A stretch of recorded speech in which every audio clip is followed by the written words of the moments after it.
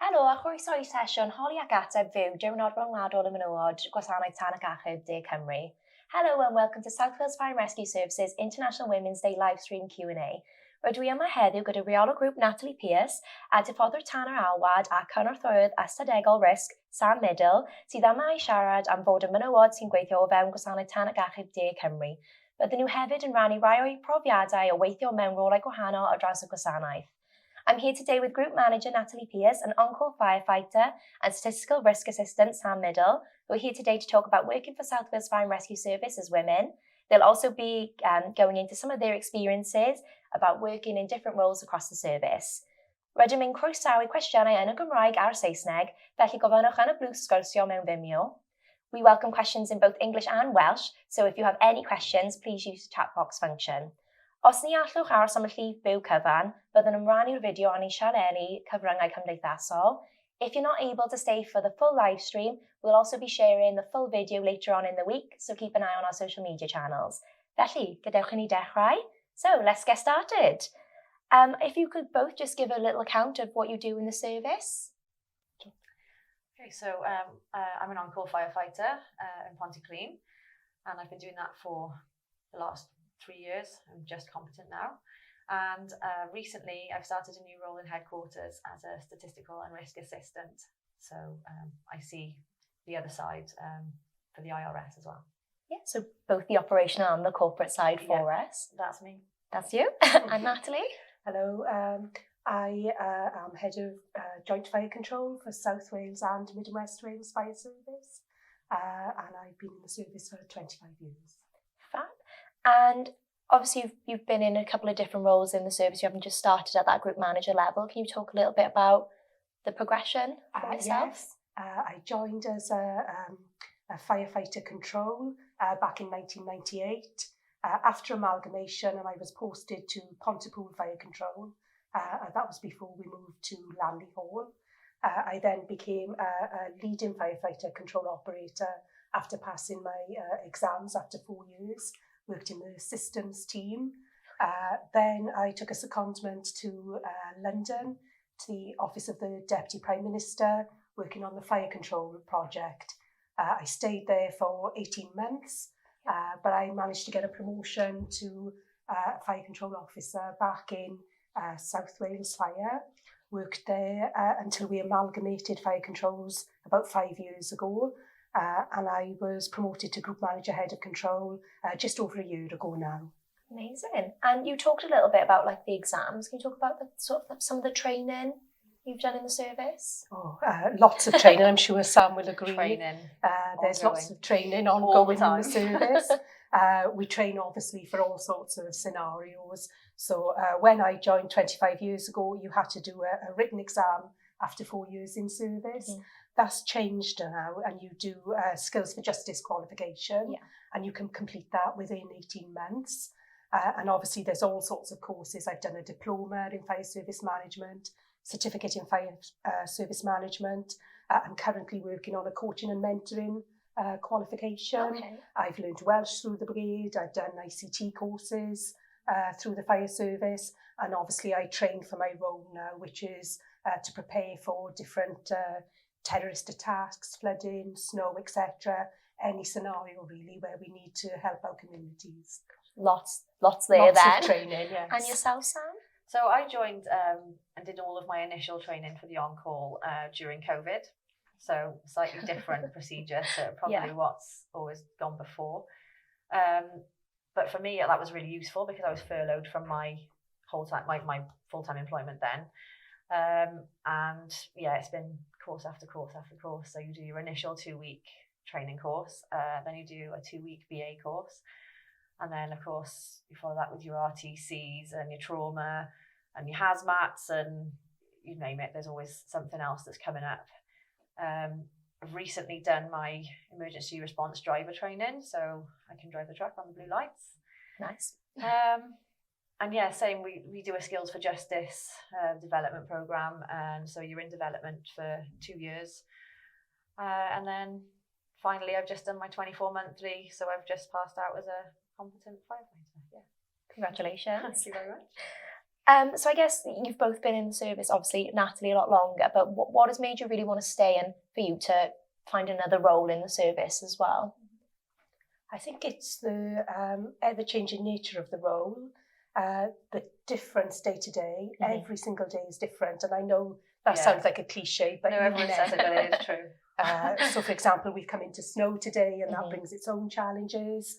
But every day is different. The people I work with are amazing, and that's such a big part of your life. And when you're on shift, you spend more time with your colleagues in work than you do with your families over that 4-day shift.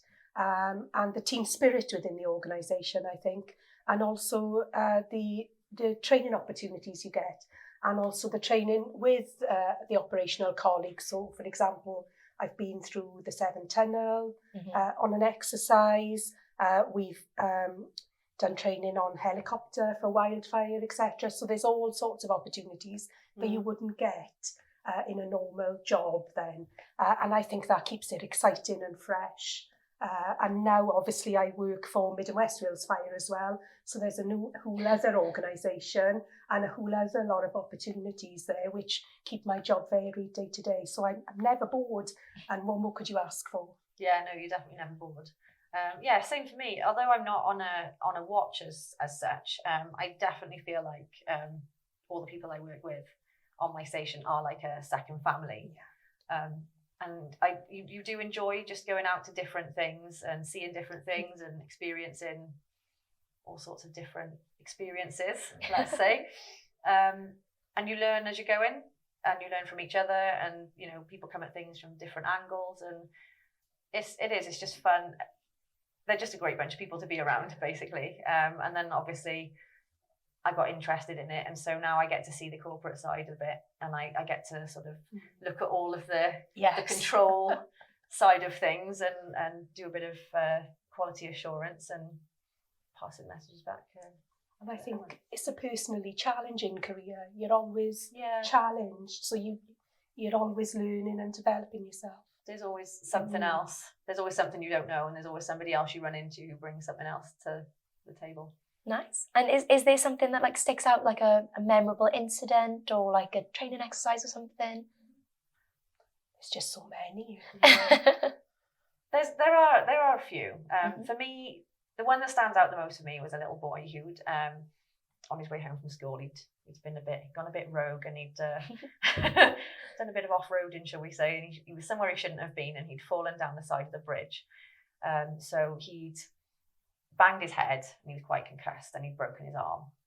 And when we turned up, my JO said, "Right, Sam, get in there." And it was basically a tight little hole to get the little boy out of. And I remember that because I felt useful. It was the first time I felt like I had something to bring that was other than strength that the boys had, if that makes sense. And then obviously, working in the local community, I had no idea that this little boy actually lived in my street. So later on that evening, I ran into his dad. So I got to ask him how he was. And it was nice because, he'd been taken to hospital. He'd broken his arm in 3 places and was having emergency surgery. And a couple of days later, they knocked my door and brought me a card and some flowers and said thank you. So, I felt like I'd done something to help somebody. Yeah. So that was when I felt like, I'm doing something good here, basically, for me anyway. Good. And in terms of like International Women's Day, what does that really mean to you? To me, it's about just women supporting women, uplifting each other, and giving people a hand where they might be struggling. Obviously, it's not an easy job, but it can be done. You just have to train for it. But I do think, with it being physically demanding, it's good to have the support of somebody who's gone before you and done it, and they can point out easier ways of doing things. And it's the question of whether you're going to uplift other people and help them, or whether you're going to pull up the ladder behind you, isn't it? So I think generally in life, not just woman to woman, it's nice if people can help each other out. And do you find that there's a lot of that in the service, like the allyship? Definitely, yeah. There's always somebody who's willing to help you if you're training for a course or you've got something coming up. on BA courses and stuff that I've had to do. I remember turning up to station one day thinking I was having a little walkthrough with one of the station commanders actually, and like 3 of the boys had turned up to join in and do a BA drill with me, and I didn't know they were going to be there. So yeah, no, there's a lot of camaraderie and a lot of help, and it's just we all sort of go out of our way to help each other, to develop each other, basically, and bring your experience into the play, isn't it? And Definitely. help other people come in behind you. Yeah. And I think for International Women's Day, it's nice to celebrate everything women have achieved and to look back on the history of how we've had to fight for the vote is always the one people talk about, isn't it? Yeah. But it's nice to showcase how many career opportunities there are out there for other people and young girls, and inspire your daughters and your nieces, etc. That you can achieve anything if you work hard, and train. And I never considered that I could, it never occurred to me that I could be a firefighter. It was, my mum drove past the station and saw the sign, the recruiting banner, the Be More, yeah. And I was just like, do you know what? That sounds right up my street. And it was just making that initial contact then, and then getting in. Yeah. You talked a little bit about like inspiring other people. Is there anyone that inspires you? It can be related to work or in a personal capacity. So for me, I'm going to mention the Antarctic Fire Angels here. Okay. Because as I was coming in, as it happened, my hairdresser was a good friend of one of the angels that was going on in this expedition. I'd never have heard about it otherwise. But basically, at the moment now, there's 4 of them. They're in Sweden and they're training, and in November they're going to be, hopefully, the first all-female crew to go from the coast of the Antarctic to the South Pole. So, and that's a huge achievement. Yeah. And they're obviously their tagline is "You can't be what you can't see." Mm-hmm. So they want other people to see women as capable and going out there and doing things, and breaking traditions and basically that. So, and I have been fortunate enough, so they've let me go training with them a few times. They are absolute beasts. They're superhuman, all of them, and they were really inclusive. I just shot a message out there and said, "Can I come and train with you?" And the message came back pretty rapidly that I could. So to me, they're embodying exactly that. Is uplifting other women and showing what paving the way. Paving the way is the words I was looking for. I'm rambling. I think for me it's changed throughout my life. So 2 teachers originally, one in primary and one in secondary. I trained to be a history teacher before I joined the service, and then I think looking up to the women who held this role before me, and the women who were in charge of watches as I was coming through my career, they've always inspired and supported me to push myself and apply for promotion, etc., and supported me along that path. So I think really it's people doing the same job as you who really inspire you, rather than a superstar, say, because you can relate and realise that you can emulate their success and push yourself a bit harder. And what advice would you give to sort of new women looking to join the service?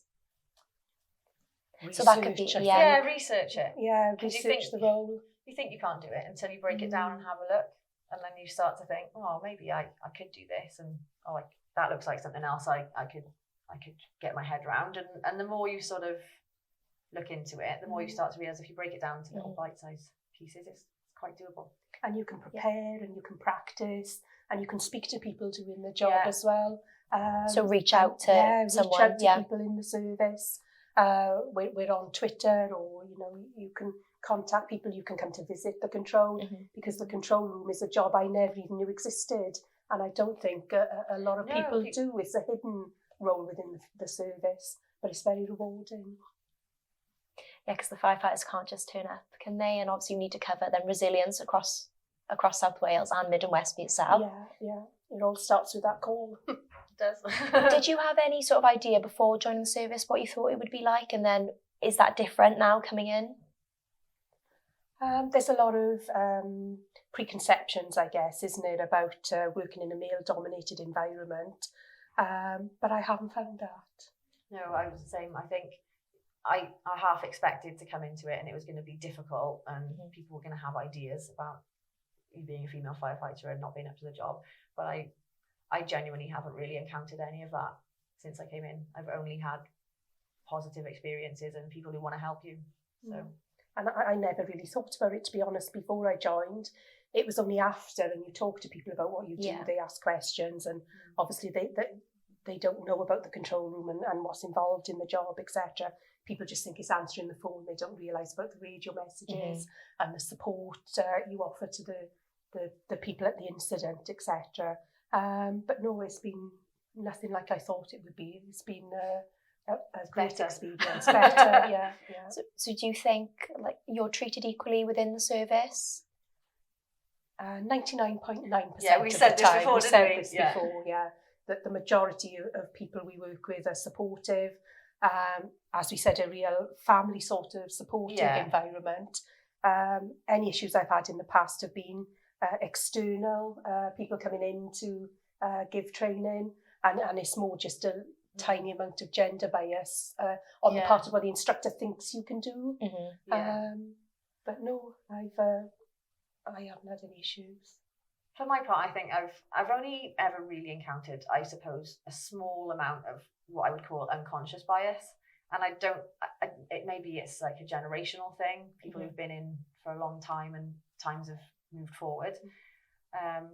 But generally, if you shine a light on it and you point out, maybe this is not okay, things are changing, and quite often they're sort of a bit taken aback, and they didn't even realise perhaps that they had come across a certain way. So yeah, it's definitely I haven't experienced anything really negative. Only if anything, just a handful of. Yeah, I think it's evolved. Our society has evolved over the 25 years of my career. And like I say, there are enough people and enough support that if you speak to someone, it gets ironed out. It's all. Yeah. So in terms of like, when you do have an issue and you know there are steps you can take and there's people you can go to, or procedures to follow, and do you feel confident that if you report things, change will happen? Definitely, yeah. When I've raised an issue once about an external person leading a course, and that was dealt with straight away. No issues at all. Fantastic. And in terms of like your roles now, what are your goals? What would you like to see progression within yourself, within the service? Do you want to start that one? I've reached the top of the career ladder for control at the moment. I'd like to inspire more women to join the service and to push themselves. I've taken every opportunity that was offered to me, even moving on secondment, to just get involved in the future of control, because it was nice to be involved in forming that rather than sitting on the sidelines and watching. That didn't suit me at all. I've done a secondment to the emergency services group. I worked on the Airwave project, which is around radios, and I've just grabbed every opportunity the service has given to me. So I'd like to encourage people to do that. Yeah, I'm a practical, hands-on kind of person as well. I want to have a go at everything. And that's the nice thing about the fire service, is you do get to have a go at everything. And I think even if I'm scared about doing things, I'm nervous about doing this today, just do it. It's never as bad as you think. And that's my mentality. And it's nice to have people sort of around you that you feel like they're pulling for you to do well, because you know there's definitely a culture of that, I think. For my part, I'd like to become a whole-time firefighter.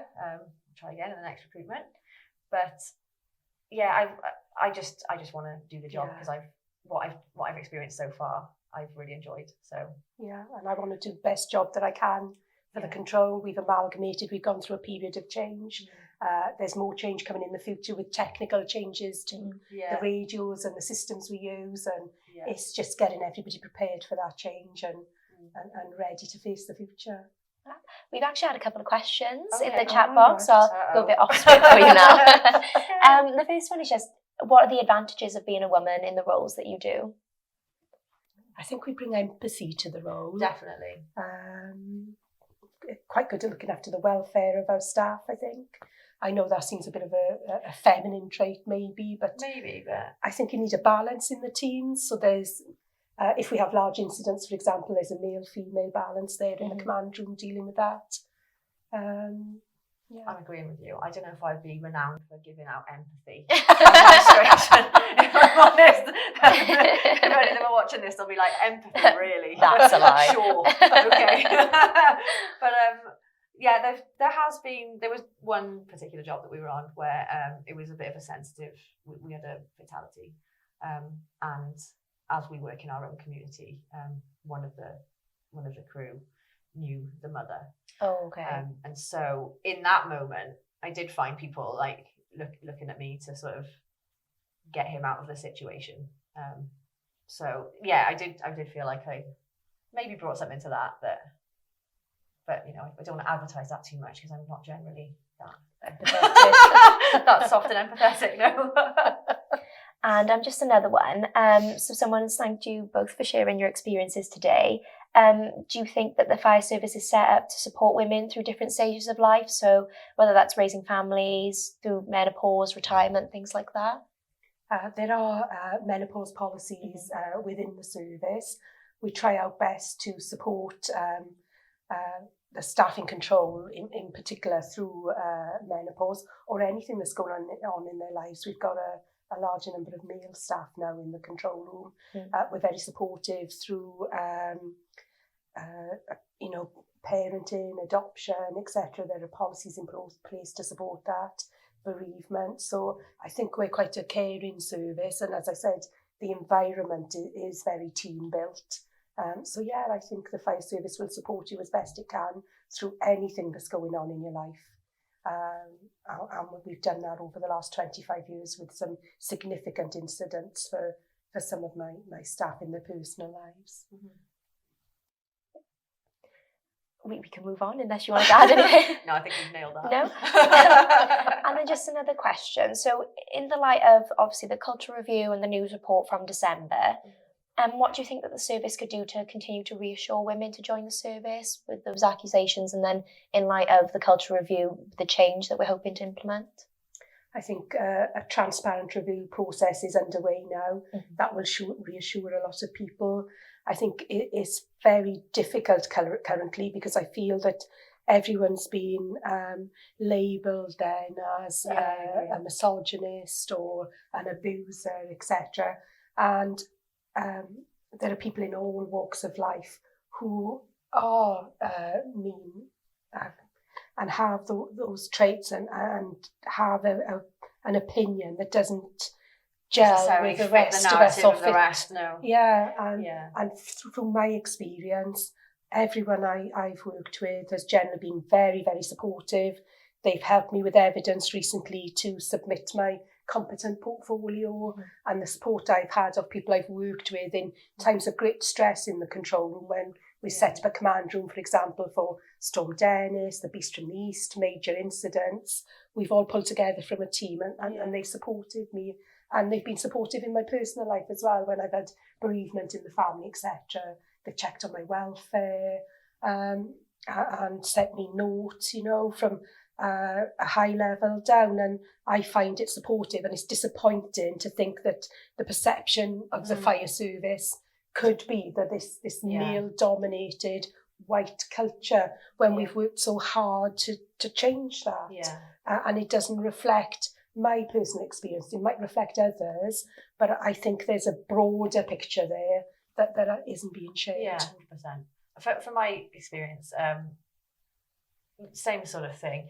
I just think it's really sad that there's a tiny percentage that then sort of poison the narrative for the rest of the service, because my experience has been on the whole positive. And anytime I have come up against anything that's been sort of slightly questionable, there's usually a whole wall of people standing behind me going, no, that's not okay. So we can only hope that, like you said, the cultural review will reflect that. I think this job is a calling, and people join this job because they want to help others, and they've got that commitment to their communities. People tend to join because they want to help, don't they? Not because they want to do harm. And Just going back to sort of more of like the International Women's Day theme, do you think there's any sort of like common myths associated with like women joining the service? So maybe misconceptions, thinking why women can't do specific roles? The strength one is obvious. You always see on social media, and it's not just the fire service. I've seen it with like there's quite a famous like blogger on there who's from the Marines in the States and then they always come on and go, yeah, try doing that in full kit, try doing this, try doing that, you know, like it becomes a competition. But the fact of the matter is they are doing the job. You know, she's out there doing the job. We're in the roles doing the job. So it clearly is possible.